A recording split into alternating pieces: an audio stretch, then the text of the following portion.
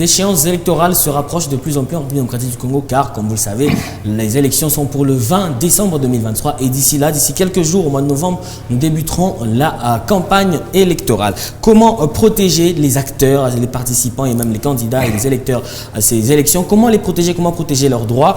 Ça sera le sujet de notre invité de ce jour. Mesdames et messieurs, bonjour et bienvenue sur Mikoba Télévision. Notre invité du jour est M. Arthur Kabulo. Vous êtes le coordonnateur de la Commission nationale des droits de l'homme, le bureau de représentation dans la province du Lualaba. Bonjour et bienvenue. Merci, bonjour monsieur le journaliste. Un plaisir de vous avoir sur ce plateau de Mikoba Télévision. Et comme je le disais, avec vous, on va justement échanger sur comment protéger les droits de l'homme, bien sûr de tous les participants au processus électoral. D'abord, la CNDH, c'est une institution d'appui à la démocratie, de même que la CENI, de même également qu'on peut aller plus loin du CESAC. Y a-t-il un rapport entre CENI et CNDH?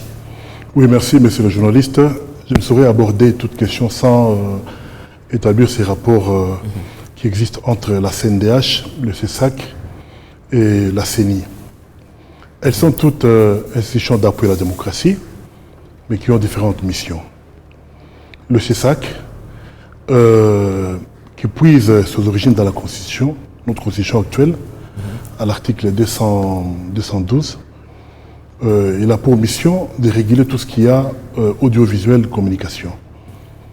La CENI, qui trouve ses soubassements dans l'article 211 de la Constitution, elle a pour mission d'organiser le processus électoral.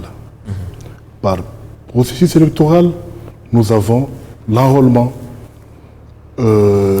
l'établissement du fichier électoral, nous avons les votes et au cas où il y a des référendums, elle pourra les faire. Parce qu'on a une institution sœur, c'est une obligation pour moi d'accompagner cette dernière par rapport à mes missions qui sont principalement la promotion et la protection des droits de l'homme. Nous avons été créés par la loi numéro 13/011 du 21 mars 2013. Nous avons pour mission principale la promotion et la protection des droits de l'homme, comme je l'ai dit. Nous sommes la conseillère de la République en matière des droits de l'homme. Voilà, un peu en gros.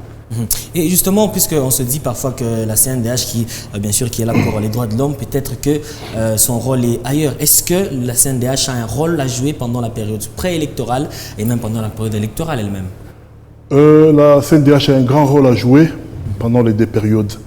Premièrement, pour ce qui concerne la période préélectorale, nous avons le rôle de sensibiliser, ce qu'on est en train de faire. Sensibiliser, former, avertir, signaler à nos populations. Il s'agit bien du droit, faire appel aux droits et libertés fondamentaux des personnes. Voilà. Ça, c'est dans le premier point qui consiste à la période préélectorale. Pendant la période électorale, notre mission est celui de monitoring. On doit se rassurer si le processus se déroule bien. Est-ce que dans des salles, dans des centres où se passent les votes, il n'y a pas de désordre? Est-ce que les principes de la loi électorale sont respectés? Est-ce que les personnes de troisième âge sont privilégiées, ainsi que les personnes vivant avec handicap? Il y a tant d'éléments qui entrent en jeu et nous avons cette mission-là de se rassurer. Et après ces observations, on établit un rapport qui sera adressé à Kinshasa et qui pourra même se suivre des sanctions si les faits s'avèrent vrais et graves. Voilà. Et justement, puisque vous parlez de ce rôle à jouer dans cette période préélectorale, même la période électorale elle-même, on a vu, vous avez parlé tout à l'heure du CESAC, le CESAC a fait ses recommandations par rapport aux audiovisuels pour la campagne électorale. Est-ce que la CNDH aussi a des recommandations à faire envers, bien sûr, tous les acteurs du processus électoral afin de bien jouer son rôle que vous venez de citer là? Il n'y a qu'une seule recommandation, parce que la CENI, par sa loi organique, prévoit le tout. On est candidat, on est électeur, et on est candidat, on est électeur, on doit chercher à se conformer à la loi organique et aux lois qui régissent ce secteur-là. Voilà, c'est ça la grande recommandation. Et justement, le dernier des cas, encore le plus grand cas en date ici, on parle du cas de l'opposant Martin Fayoulou dans l'espace Grand Kassaï qui a été lynché, on va le dire, par la population, pourtant candidat aux élections présidentielles. Est-ce qu'il y a un moyen d'assurer la protection des acteurs, justement, des candidats, des électeurs en général à ces élections? Oui, parce qu'il s'agit de la période préélectorale, il y a des recommandations qui seront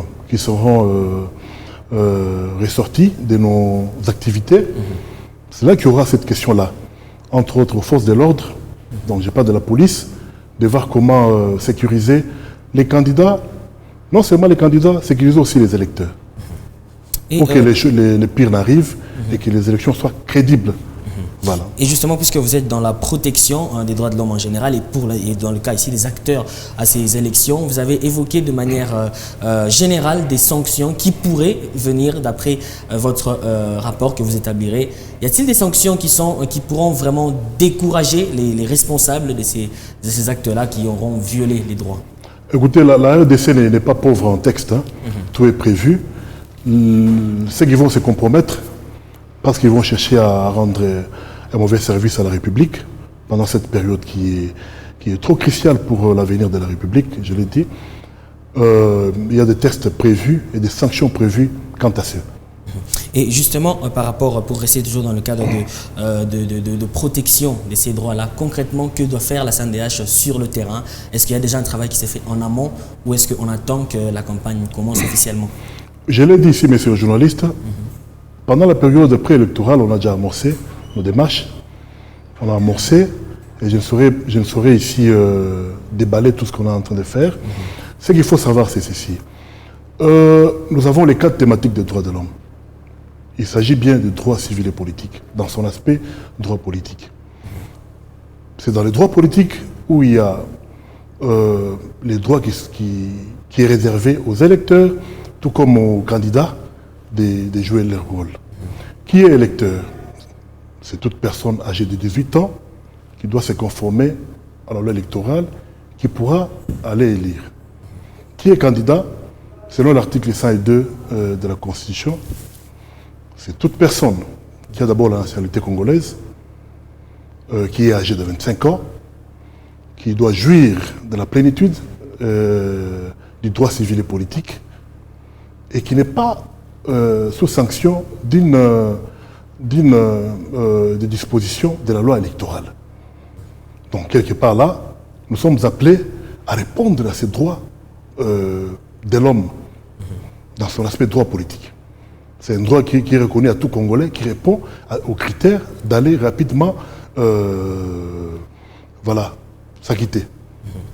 Et puisque vous avez parlé tout à l'heure parmi l'émission, vous avez dit que vous avez organisé des cadres d'échange avec toutes ces personnes-là ou encore tous ces acteurs des politiques, mais on aimerait bien savoir à qui va s'adresser par exemple les échanges que vous devrez amener dans le sens des droits de l'homme. Est-ce qu'on va convoquer tous les électeurs? Est-ce qu'on va convoquer tous les candidats? Ou est-ce qu'on convoque un échantillon? Je profite par votre micro, monsieur le journaliste, pour dire ceci. Et je vais répondre de manière claire à cette question. La CENI, ou les élections, c'est comme un match de football. Dans un match de football, nous avons le terrain. Il y a l'arbitre, nous avons les joueurs, ainsi que les supporters. Les supporters, c'est les électeurs. L'électeur doit jouer bien son rôle. Savoir effectuer son choix. Je porte mon choix sur la personne X, parce que cette personne va me garantir les 5 ans qui vont venir, en termes par exemple infrastructurels, en termes par exemple sanitaires, et ainsi de suite. S'il faut parler du rôle du terrain ici, le terrain c'est les règles qui doivent régir le déroulement des élections ou des processus électoraux. C'est ça les règles. Les joueurs, c'est les acteurs politiques. C'est les regroupements politiques et aussi doivent se conformer, ne pas se vouer à des violations des droits de l'homme parce qu'ils seront sanctionnés par la loi. Il y a également, comme je l'ai dit ici, l'arbitre, c'est elle-même la CENI, parce que c'est elle qui est en train de coacher les tout. Voilà en gros. Donc, quand on comprend ces schémas que j'ai eu à mettre à jour, donc vous avez tous les schémas possibles pour jouir de votre droit politique. Et tout à l'heure également, vous nous disiez que la CNDH, durant la période électorale elle-même, devra être là pour s'assurer que les droits sont bel et bien respectés. Mais en termes de pratique, il y a pratiquement beaucoup de centres où il y aura ces électeurs devront se rendre. Est-ce que la CNDH, que ce soit à tous les niveaux, est-ce que la CNDH a le personnel qu'il faut afin de pouvoir atteindre tous ces centres-là? Écoutez, nous sommes une institution de l'État. Tout ça, l'État doit prévoir. La CNDH n'appartient pas au coordonnateur provincial. Il y a des grandes instructions qui viendront de Kinshasa. Je ne saurais pas vous les dire ici. Mais du moins, les centres seront couverts. Nous allons travailler. On va faire notre travail. Voilà. Et justement, une autre question qui me venait comme ça, puisque nous sommes dans la province du Lualaba. Déjà, il y a eu récemment une mission du CESAC, par exemple, qui a fait un constat selon lequel il y a certains candidats qui se sont déjà livrés à une campagne qui ne dit pas son nom, bien que la campagne n'a pas encore véritablement commencé. Et vous, en tant que CNDH sur le terrain, est-ce que vous avez aussi un constat à faire? Est-ce que vous avez aussi remarqué quelque chose? On est surpris par cette nouvelle habitude qui s'impose aujourd'hui dans la République démocratique du Congo et aussi au Lualaba. Ça, c'est une violation de la loi électorale. La CENI, qui doit prévoir le lancement même de la campagne électorale, elle n'a pas encore donné les go. On est surpris partout. Quand vous allez dans les grands artères ici, il y a même ceux qui sont censés passer ces messages-là, qui se livrent à cette violation. Il y a des panneaux partout, on ne sait pas qu'est-ce qui se passe au juste. On est en train de travailler dessus et on pourra voir comment faire respecter la loi pour ce qui nous concerne, nous comme CNDH. Et justement, en cas de violation, par exemple, d'un droit, pour rester dans le cas d'un candidat, un candidat, par exemple, qui sent ses droits violés durant la période électorale, quelle est la démarche que ce candidat doit faire? Doit-il se présenter à la CNDH ou voilà, quelle démarche doit-il entreprendre? Oui, au-delà des instances judiciaires, il y a aussi la CNDH qui fait son travail, ce qui est prévu par la loi organique, numéro 13/011. Il faut nous saisir quand il y a violation des droits de l'homme. C'est ça notre émission principale. Donc ces candidats-là ou ces électeurs-là qui se sentiront lésés, qui sentiront leurs droits être violés, en tout cas nos portes sont grandement ouvertes, ils peuvent venir et on verra comment aborder leurs questions. Bien sûr, selon les textes. Et justement, puisque vous parlez d'institutions sœurs entre CENI avec CNDH, généralement ou encore parfois, on peut constater qu'un électeur, vous avez parlé des personnes de troisième âge ou encore des personnes vivant avec handicap, ça peut être que ce soit un agent, par exemple, de la CENI qui aurait bafoué les droits de cet électeur-là. Est-ce que ça ne va pas créer un certain, qui venait saisir plutôt la CNDH, est-ce que ça ne va pas créer un certain conflit entre CNDH et CENI, des institutions que vous avez dit tout à l'heure, être sœurs? Écoutez, on est sœurs, on est appelé on est sœurs, on est appelé à collaborer.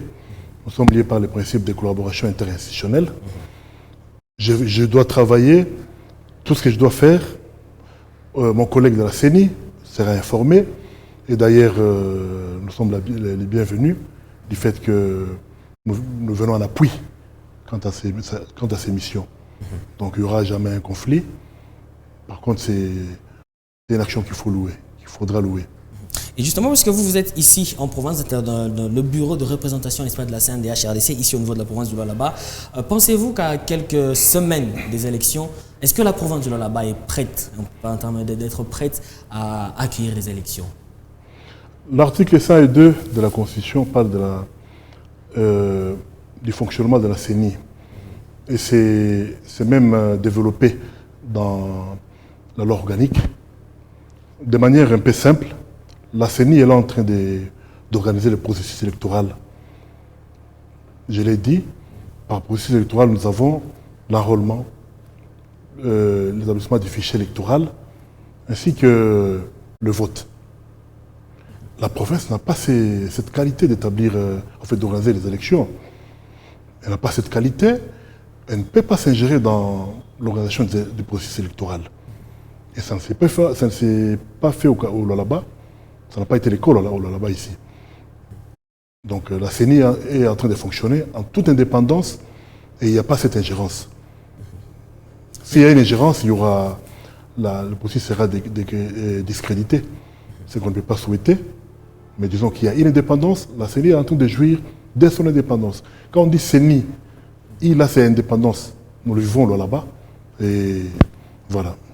Mais au cas où plutôt il y aurait une certaine ingérence, comment est-ce que la CNDH devrait normalement réagir? Oui, parce que nous, on sanctionne les questions liées aux violations des droits de l'homme. On ne laissera pas passer. Il y aura des interpellations. On pourra collaborer avec les instances judiciaires s'il y a résistance pour voir comment faire respecter cette disposition-là. Et toujours sur cette même question, puisque vous parlez d'indépendance de la CENI, si, encore une fois, il y avait cette ingérence, est-ce que ça devrait être à la CENI de venir saisir la CNDH ou ça serait à la CNDH de saisir directement le dossier? Comment, par quel mécanisme la CNDH sera informée d'une certaine ingérence? Le mode de saisine de la CNDH, nous avons les saisines d'office. La CNDH, quand il y a une violation, elle ne peut pas attendre. Elle se saisit d'office du dossier. Elle voit comment évoluer. Si la CENI nous saisit, ce n'est pas un problème. Ce n'est pas un problème. Mais ce qui est important, c'est que cette violation-là ne persiste pour éviter que les processus ne soient biaisés. Alors, puisque nous sommes à la fin, M. Arthur Cablo, je le rappelle, vous êtes le coordonnateur de la représentation de la CNDH ici dans la province du Lualaba, puisque vous avez un rôle à jouer, un rôle important à jouer durant le processus, qu'il soit préélectoral ou encore électoral lui-même, au niveau du respect des droits de l'homme. Qu'est-ce que vous pouvez, on va dire, ajouter pour finir par rapport à ces élections? Oui, les élections ou les votes, c'est un droit de tout un chacun, de l'électeur tout comme du candidat. Il faut jurer de vos droits, peuple lualabais, allez voter massivement. Je vous prie de dénoncer toute violation des droits de l'homme. La violation, c'est quoi? C'est quand on vous demande, par exemple, de l'argent pour accéder aux urnes. La violation, c'est quand, par exemple, on vous bouscule, alors que ces agents-là commis ne sont pas censés les faire. Voilà. Nous devons nous conformer aux principes de la loi électorale pour crédibiliser les élections, pour crédibiliser les processus électoraux. Quand ces principes-là ne sont pas respectés, donc le processus sera biaisé. Donc à tout acteur de jouer son rôle et que la démocratie gagne, je dis. Voilà, merci. Mais bien avant de vous libérer, puisqu'on a encore 30 secondes, est-ce qu'en 30 secondes, M. Arthur, vous avez parlé ici, par exemple, de corruption, lorsqu'on a demandé de l'argent aux électeurs qu'ils puissent pouvoir dénoncer. Mais on l'a remarqué durant la période d'enrôlement, certains électeurs, certains centres où on récupérait carrément de l'argent. Quel a été l'apport de la CNDH pour mettre fin à cette pratique-là, que ça ne revienne pas? Oui, il y a eu, c'est une chose qu'on a constatée, vous avez totalement raison. On a eu à établir notre rapport. Il y a eu autant de recommandations sur cette question-là. La IHC est saisie et il y a des grandes démarches qui s'effectuent. Et je vous informe qu'il y a des responsables là qu'on a cités dans le rapport qui seront plus tard interpellés. Voilà, nous sommes arrivés au bout de notre timing. Monsieur Arthur Cablo, je rappelle, vous êtes le coordonnateur provincial de la CNDH. Merci à vous d'avoir répondu à notre C'est moi qui vous remercie, merci les journalistes. Merci également à vous tous les téléspectateurs de nous avoir suivis. L'invité du jour pour aujourd'hui, c'est terminé. On se donne rendez-vous très prochainement. Au revoir.